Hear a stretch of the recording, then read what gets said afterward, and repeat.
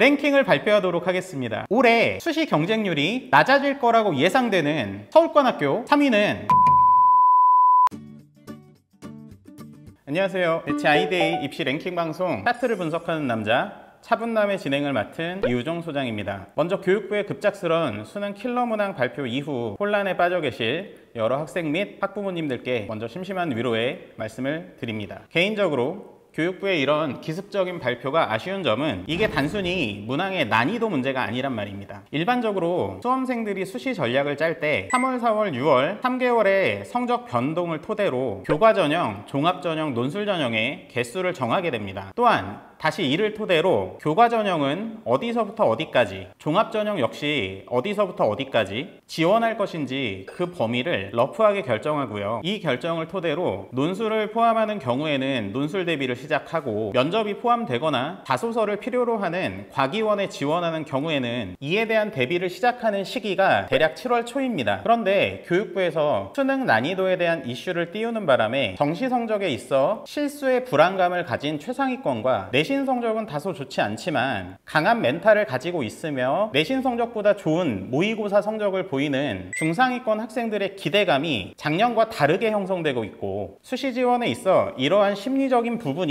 영향을 미칠 수 있는 요소들이 광범위하게 존재한다고 생각합니다. 그래서 오늘 진행되는 차분남 1회에서는 내신 2에서 3등급대 학생들의 심리에 대해 알아보고 수시 지원 중에 일어날 수 있는 작년과 다른 상황들에 대해서 풀어봄으로써 이 학생들이 지원할 수 있는 올해 서울권 대학 중에서 경쟁률이 줄어들 가능성이 있다고 생각되는 대학 탑3에 대해서 알아보고자 합니다. 물론 이건 저의 뇌피셜이기 때문에 이를 토대로 한 지원 결과에 대해서는 책임을 지지 않습니다. 자, 그러면 출발하겠습니다. 자, 먼저 차트를 발표하기에 앞서서 분석해 볼 만한 여러 자료들을 함께 보도록 하겠습니다. 자, 첫 번째 자료는 이번 6월 모의고사 수학의 도수분포인데요. 그리고 두 번째 자료는 2023학년도 수능의 수학 도수분포입니다. 자, 이를 각각 보는 것은 무의미하다고 생각되어 이 둘을 합쳐보았습니다. 그게 지금 보시는 세 번째 자료인데요. 이걸 보시면 흥미로운 부분이 있습니다. 작년 수능을 포함해서 최근 들어 수학의 도수분포는 등에 혹을 2개 달고 있는 낙타, 일명 쌍봉형의 모습을 띠고 있는 게 일반적이었습니다. 이렇게 쌍봉형의 모습을 띠던 이유는 그동안 수능 수학이 킬러 22번과 30번을 중심으로 하여 같은 1등급 내에서 이 두 개의 킬러 문항 중 적어도 하나를 풀거나 둘 다 풀어서 원점수 96에서 100을 받는 1등급과 이 두 문항을 모두 틀린 원점수 92점의 1등급이 비율의 차이를 보이게 되고 아무래도 이 킬러 문항 적어도 한 문항을 푼 학생들의 비율이 더 적기 때문에 원점수 92점의 비율이 폭발적으로 증가하는 경향을 보임에 따라 그 쌍봉형의 모습을 보이는 도수분포를 이루었다고 생각하시면 될 것 같습니다. 여기까지 이해되시죠? 자, 그런데 지금 여기 보시다시피 올해 6평의 수학 도수분포와 작년 수능의 수학 도수분포를 겹쳐놓은 결과를 보시면 어떻죠? 네, 올해 6평이 작년 수능 수학에 비해서 이러한 쌍봉형 패턴이 덜 나타나고 있다는 걸 보실 수 있습니다. 그나마 첫 번째 봉우리라고 생각할 수 있는 이 막대의 위치 역시 2023학년도 수능과 비교를 해보면 그 위치가 뒤로 밀려 있다는 걸 보실 수 있습니다. 그러면 이것이 의미하는 바는 무엇일까요? 결론부터 말씀드려 보면 이는 난이도가 작년 수능보다 높았음을 간접적으로 알아볼 수 있습니다. 물론 작년의 학생들 실력과 올해 학생들 실력 사이에 차이가 있다라는 부분도 존재하겠지만 사실 그 문제보다는 문제의 난이도를 낮추는 대신 기존에 시간이 걸리지 않았던 문항의 난이도를 높임으로써 아이들 표현으로 타임 어택을 하는 그런 유형으로 바뀌었다라는 걸 알 수가 있습니다. 그러면 결국 수학이 이렇게 신유형으로 바뀌게 된다면 기존의 1등급 전략인 킬러 문항 2개를 버리고 원점수 92점을 안정적으로 맞는 기존의 1등급 전략은 실패할 가능성이 높습니다. 즉 킬러 문항을 없애면서도 아이들을 효과적으로 변별할 수 있는 평가원의 내공이 쌓였다라고 생각해 볼 수 있는 지점이라고 보입니다. 그래서 학생들도 작년까지의 풀이 전략을 버리고 원점수 92점을 맞는 전략은 더 이상 통하지 않는다라고 생각하시면 좋을 것 같습니다. 그러면 올해 수능은 어떻게 될까요? 아마 6평의 기조를 그대로 가져갈 가능성이 높겠죠. 여기서 단지 만점자의 표준 점수가 151점이기 때문에 난이도의 이슈가 부담스러운 평가원은 9평에서 다소 쉬운 난이도를 보여줄 가능성이 있다고 생각하고요. 이 결과를 토대로 만점자의 표점이 140점대 후반이 되도록 준킬러 문항만 가지고도 학생들을 효과적으로 추가적으로 변별해 낼 것으로 예상됩니다. 자, 이번엔 국어를 살펴보겠습니다. 국어는 교육부에서 특별히 2021학년도 수능을 참고하라고 하였기 때문에 이번 6편과 2021학년도 수능 국어의 도수 분포를 함께 살펴보았습니다. 지금 뒤에 보시는 자료는 이번 6평의 도수 분포이고요. 다음은 2021학년도 수능의 도수 분포입니다. 이 역시 각각 보는 건 의미가 없기 때문에 합쳐서 살펴보겠습니다. 보시다시피 6평이 2021학년도 수능보다 평균점도 높고 평균 이상의 점수를 받은 학생의 수도 더 많다라고 할 수 있습니다. 그렇다면 교육부에서 국어는 2021학년도 수능을 참고하라고 꼭 집어서 말했기 때문에 다소간의 난이도 상승은 있을 것으로 생각합니다. 그러나 문제는 비문학 과학기술 지문 없이 난이도를 6평보다 올리는 것은 평가원이 해보지 않은, 즉 전례가 없는 상황입니다. 이를 9평 한 번에 일천한 경험만으로 해내는 것은 쉽지 않을 거라 생각하고요. 결국에 난이도 조절에 실패해서 완전 어렵거나 아니면 완전 쉽거나 둘 중 하나의 상황이 펼쳐질 거라고 예상됩니다. 근데 여기서 개인적인 사견을 전제로 덧붙이면 저는 국어는 쉽게 출제될 거라고 생각합니다. 그 근거는 평가원은 교육부의 눈치를 볼 것이고요. 그리고 앞에서 말씀드렸듯 수학은 킬러 없이도 변별할 수 있는 노하우가 쌓였기 때문에 국어를 일부러 어렵게 내거나 하지는 않을 것으로 예상되기 때문입니다. 자, 이제 다음 자료는 내신 성적과 수능 성적 간의 연관성에 대한 자료입니다. 이는 진학사에서 약 3만여 명의 샘플을 토대로 만들어서 홈페이지에 공개한 자료를 바탕으로 재편집한 자료라고 보시면 되겠습니다. 지금 보시는 자료에서 가로축은 내신 등급대이고 각 막대 속에 표현된 색깔은 각각 수능 등급대라고 보시면 되겠습니다. 지금 예를 들어서 각 막대의 가장 하단부를 보시면 가장 아랫부분에 채워져 있는 그 진한 파란색 부분이 맨 앞부분의 막대는 굉장히 높은 비율을 차지하고 있고 뒤로 갈수록 그 비율이 작아지고 있죠. 그러면 이 진한 파란 부분이 무엇을 의미하냐면 수능 평균 등급 1에서 1.5등급 학생의 비율이라고 보시면 됩니다. 그래서 다시 말씀드리지만 가로축에 써져 있는 1.0에서 1.5, 1.5에서 2.0 이 수치들은 각 내신 등급이 되겠고요. 그리고 각각 이 색깔이 의미하는 것은 그 내신 등급 안에서 다시 수능 평균 등급의 비율을 색깔로 나타낸 것이라고 보시면 되겠습니다. 자료에 대한 이해 되셨죠? 자, 지금 이 자료에서 우리는 재미있는 연관성을 살펴볼 수 있는데요. 우리가 일반적으로 내신 등급과 수능 등급 은 크게 연관성이 없다고 생각합니다. 특히 학생들 중에 고등학교 2학년 1학기가 끝나고 나면 부모님께 저는 정시 위주로 내신 신경 쓰지 않고 정시 파이터가 되겠습니다 라고 선언하는 친구들이 많습니다. 하지만 이 자료에서 보여지듯 대체적으로 내신 성적과 수능 성적은 정비례 관계는 아니지만 양의 상관관계라고 할 수 있습니다. 즉 풀어서 말씀드리면 내신 성적이 높을 때 대체적으로 수능 성적도 높은 경향성을 띠고 있다는 말씀입니다. 자, 지금 뒤에 자료에서 보시면 중간에 긴 막대 보이실 겁니다. 그 막대의 의미는 누적 비율 50% 선을 말하는데요. 자, 오늘의 주제인 내신 등급 2.5에서 3.0등급 사이에 보이는 그 학생들의 주목해서 자료를 보시기 바랍니다. 그러면 인문 계열의 경우에 이 등급대 아이들에서 수능 평균 등급 3.5등급 이내의 비율이 점차 줄고 있음을 알 수 있습니다. 즉 풀어서 말씀드리면 2021학년도는 수능 3.5등급 이내의 학생이 60%가 넘었는데요. 2022학년도에는 60%보다 작아지고 2023학년도에는 거의 50%에 근접해 있음을 보실 수 있습니다. 이는 국어와 수학의 선택 과목의 영향 때문이겠죠. 즉, 둘 다 상위권에 이과생의 비율이 높기 때문이라 생각이 됩니다. 그럼 한번 생각해보죠. 만약에 국어에서 난이도가 낮아져서 문과생들이 약하다고 생각하는 비문학의 과학기술 관련 지문이 빠진다고 한다면 문과생들이 그동안 받았던 원점수보다 더 높은 원점수를 확보할 수 있고 수학 역시 공통과정에서 준킬러의 출제 비율이 높아지면서 확통을 선택한 학생들과 미적기하를 선택한 학생들 사이에 공동출제 과목에서 원점수 차이가 줄어들 수 있다면 이는 확률 통계의 표준 점수의 상승을 가져올 가능성이 있습니다. 그러면 결국 이 내신 등급대에 해당하는 학생들은 지금보다 더 좋은 수능 점수를 가지고 더 높은 정시 지원선을 노려볼 가능성이 생기기 때문에 모두는 아니겠지만 이 등급대에 해당하는 학생들 중에 본인의 수시 지원 전략을 안정적 지원에서 도전적 지원으로 바꿔가는 학생의 비율이 많아질 수 있다고 생각합니다. 자연계 역시 인문계보다는 다소